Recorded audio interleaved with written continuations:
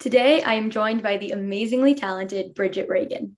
You may recognize her from portraying roles on Jane the Virgin, Agent Carter, Paradise Lost, and The Last Ship. Do I have your permission to post this episode of The Inspiration Show on social media? If so, may I proceed? Yeah, sure. Thank you. So, when did you realize you wanted to pursue a career in acting? I actually don't have a clear memory of when I first decided. I was such a little kid, and I just always remember wanting to do it. I did a lot of community theater growing up. I did a lot of like musicals and stuff, and yeah, I just always loved it. Always wanted to do it. That's amazing. When you really pursue something and you really love it, I think it's always from a very young age. Yeah. What inspired you to become an actress? Um, Well, I did grow up watching a lot of the classic movie musicals, and so they probably were my first bit of inspiration, like Julie Andrews in Mary Poppins and Sound of Music, the original Annie with Carol Burnett and Tim Curry and Anne Ranking. Those movies I just would watch over and over and over again, as well as all like the animated Disney movies. I loved all like the Little Mermaid and Aladdin and all that when I was a kid. So that's probably where it started. All the classics. Yeah, exactly. So, who has been an inspiration of yours throughout your acting career? I always when I was first starting my career, I was always really drawn to the actors that would go between different genres. Like they would do a movie or they would do a play and then they would do a TV series. I always admired those actors, like Glenn Close, Meryl Streep, of course, Christine Baranski. But you know, the list could go, we could be here all day talking about actors that have inspired me. I am inspired constantly. Right now, I'm watching a show called Succession, which is probably too grown up for you, but I'm inspired by just, I feel like everywhere I turn, there's just so many um, brilliant actors. So yeah, I wouldn't know where to stop or stop. Sorry. I love all the inspiration, and there's inspiration everywhere. So, I think that's wonderful that you've been inspired by so many amazing different people. I agree. So, on the show Jane the Virgin, you portrayed the villain Rose, also referred to as Sin Rostro. What did you do to embody that role? Did you watch Jane the Virgin? Of course, and actually, I had a couple nightmares that starred you, but I'm so happy. tell me, tell me one detail. That was, I remember the one episode where I think it was Tom the bellboy when he was lying down, he goes, Sin Rostro. And those were his last words. And I Yeah. just, that lives in my head. Yeah. Well, that was what I was supposed to do, scare you. So I guess I did a good job. Very Um, well, when I first started playing Rose, I didn't know that she was a villain, which was actually a gift because I just played her like a woman who was having a very conflicted relationship with her stepdaughter. And I had a feeling that I was going to be revealed as Sin Rostro. And I was very happy when I read the script when it came out. Um, so there wasn't like a lot of prep I could do before. It was more like each script I would learn another element and go to another level with the character each episode that I was in. So it was kind of like a building block situation, right? Where I would just kind of keep adding to it. And but yeah, I didn't do anything particular to prepare. I would say wardrobe was really important to that character, how polished and rich she looked. That always helped me feel more like her. And then building that relationship history that I had with Louisa was a big thing for me. So that was a really fun exercise for me because I got to imagine and create this whole backstory of how they first started their relationship, when they fell in love, all that sort of stuff. I mean, it's the greatest love story ever told, right? I didn't write it. I didn't write it. Do you have any memory from the preparation that you did for episode 98, which was Rose's death? Um, my saddest episode. I remember being really excited when I read the script, because she got to go out with such a bang, it Yeah. was so epic. Um, that episode had that really crazy costume with the alien head. Oh, So the prep for that one was all about, can you see in it? Can you breathe in it? Can you walk in it? So we had a few tests with that. And then on the days of shooting in it, because it was actually kind of hard to breathe and see in, especially if you're at all claustrophobic. So Gina and I had stunt doubles there who, when we needed a break, they would step in and we would kind of alternate back and forth. But that was the only prep part for that. We did do quite a lot of blocking over the trap door and trying to figure out the logistics of that. And we shot several versions of it. One where I just fell, one where Louisa pushed me, one where I reached for her. We did a lot of different versions. And so, then they got to choose when they edited it together how they wanted it to go. it was such a bang, such a wonderful, not wonderful, but such a strong end to that crazy, amazing character. Yeah, with the tic tac and everything, it was hilarious. It was. What was your most challenging part about playing the villain? I think there's an easy thing to do with villains when you're playing them is to kind of go, oh, they're the bad guy. Oh, they're, and kind of judge the character you're playing. When you're an actor, you have to really get behind what your character wants and how they go about getting it without judgment, without thinking that they're good or bad. Because, most people don't think, oh, I'm the bad guy. They think, they're doing the right thing. So I had to really get behind what Rose wanted all the time. And it was usually pretty simple. It was Louisa, and that's about it, So yeah, and there was times where she wanted to, torture and torment Jane or Raphael or whoever, and it was fun to play because she makes such big, bold strokes in her life. She doesn't do anything in little baby steps. It's all big. Yes. And like you said, the one main thing that Rose really wanted was Louisa. Did you do any chemistry reads with Yara before you shot the show? Because I feel one really strong point was the chemistry between Rose and Louisa. Oh, thank you. I Yara is an absolutely incredible actress and incredible person. I just got very, very lucky that I got to work with someone so beautiful and generous and funny and available and kind. It was truly the most special part of that experience for me. And that relationship I now have with her, she's one of my very dear friends. And I'm truly, truly so grateful.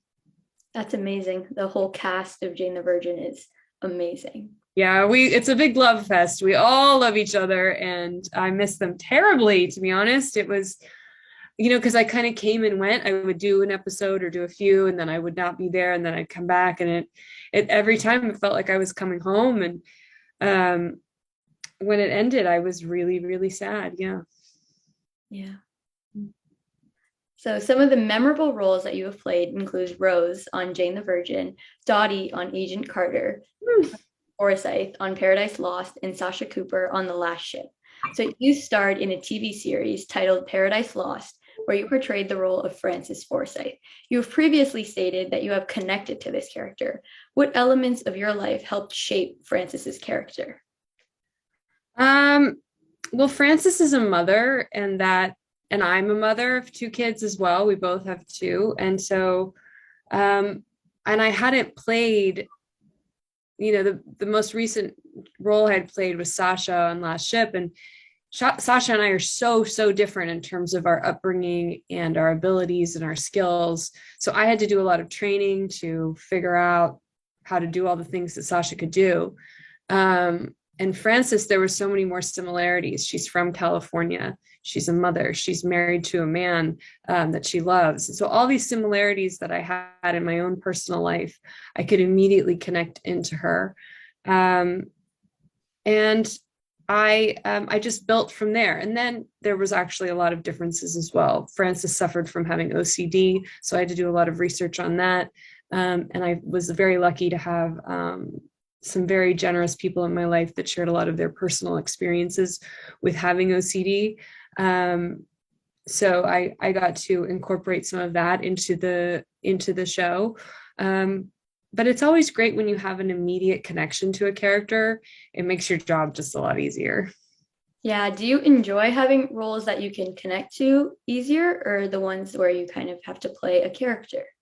Um, Both are fun because in one way, like sometimes when I think, oh, I'm not like this character at first glance, after going deeper and deeper, I find out that I actually am, you know. It can be surprising in that way. And vice versa. Like with Frances on the surface, I thought, oh, we're really similar. But then as I went deeper and deeper, I found out how different we actually are. In the end, I think the answer is we're all humans, right? And we're all capable of this great span of emotions and feelings, but our base human emotions and wants are all the same. We want to feel loved, we want to feel safe. And I think that actually makes, as an audience member, when you're watching things, that's how you can relate to every character, you know, even if you're not like them. You can understand. And I think that's what really great TV and film do, is they teach us empathy for other characters and other people. And so hopefully we can be a bit more understanding and sympathetic to people that are different from us and from different places and look different. I completely agree with that. Oh, good. Your most challenging role and why? My most challenging.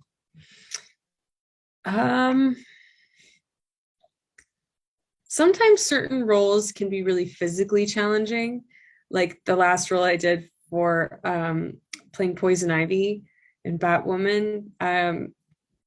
The physical aspects of that role, like having to swim in a lake in Vancouver and be freezing cold and or be outside in really extreme weather conditions, like those physical things, those were some of the hardest that I've ever had to deal with or to kind of overcome, which are a real thing. You know, it's like if your teeth are chattering in a scene and your character's not meant to be cold in this moment, you have to figure out a way to stop shaking, you know. So that one was the most physically difficult for me. Emotionally, I'd say Frances was had the most roller coasters that I was riding, highs and lows to go through. But they all have had their challenge within them. And to be honest, I'm thankful for them, because without those challenges, you don't grow, right? You don't expand. Definitely. Without challenges, you can't learn, you can't excel and become better. You got it. Do you have a favorite moment or scene from any of the projects you've worked on? Well, that's hard. I couldn't pick one overarching one. I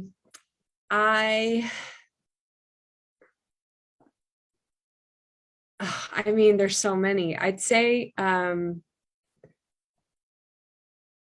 that there's a scene in each of those shows that you've mentioned, or a moment or a interaction with an actor where I felt really connected, and kind of everything else in the world goes away, and you're just there in the moment. And those are the moments that I'm always chasing.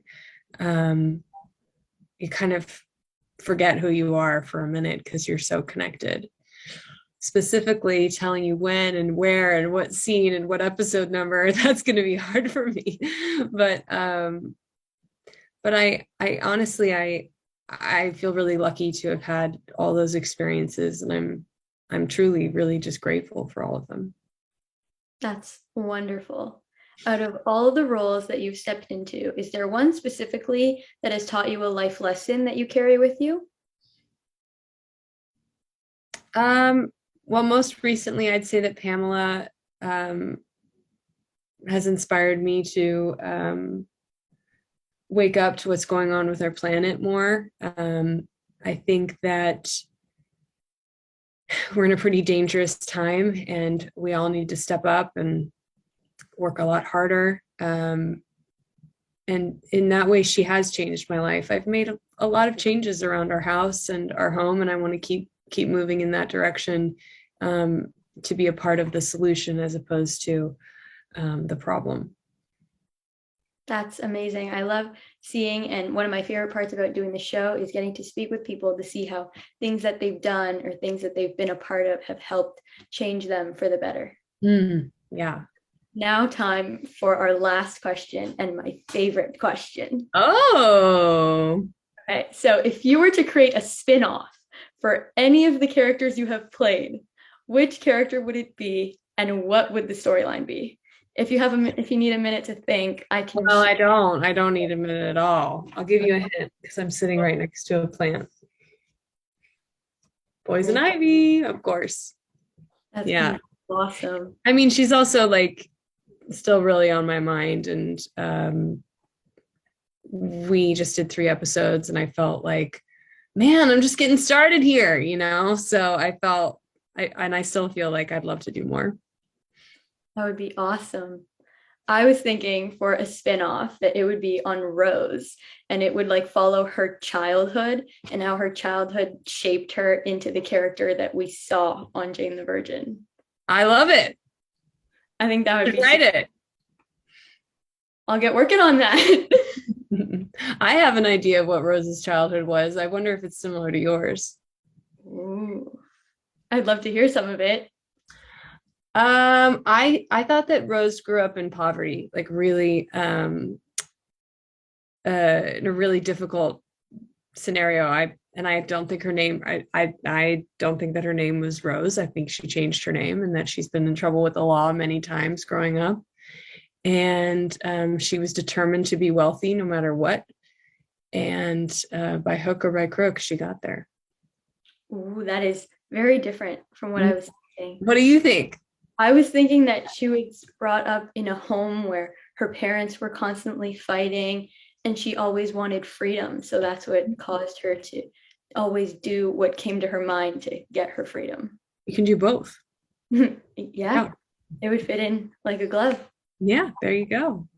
Thank you so much, Bridget, for joining me on the Inspiration Show today. It was an absolute honor to speak with you. I greatly appreciate you. I am so impressed with you that you've created this and that you're doing it. Bravo to you. Thank you so much. And thank you everyone for watching. We'll see you next time. Bye. Bye.